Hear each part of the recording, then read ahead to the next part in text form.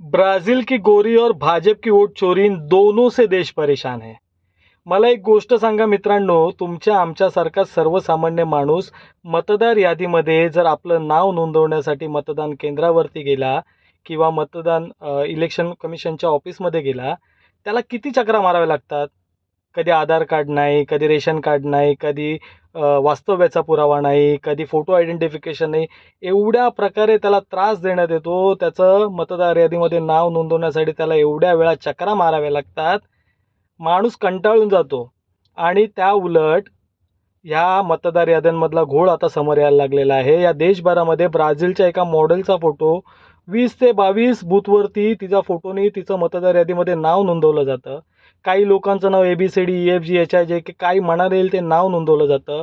बापापेक्षा मुलाचं वय जास्त म्हणून नोंदवलं जातं. एकेका बूथमध्ये एकेका घरामध्ये 50-50, 100-100 लोकांना मतदार म्हणून नोंदवलं जातं. हे कोणत्या चोरीशिवाय एखाद्या षडयंत्राशिवाय शक्य तरी आहे का? याचा विचार आपल्याला सर्वांना करायला नको का? आपला मतदानाचा अधिकार हाच आपल्या स्वातंत्र्याचा सर्वात मोठा अधिकार आहे आपल्याकडे. जर हाच स्वातंत्र्याचा अधिकार, हाच जर मतदानाचा अधिकार अशा प्रकारे चोरी करण्यात येत असेल, तर ही चोरी आपल्याला किती महागात पडेल, आपल्या पुढच्या पिढीला किती महागात पडेल, याचा विचार आपण कधीतरी करणार आहोत की नाही?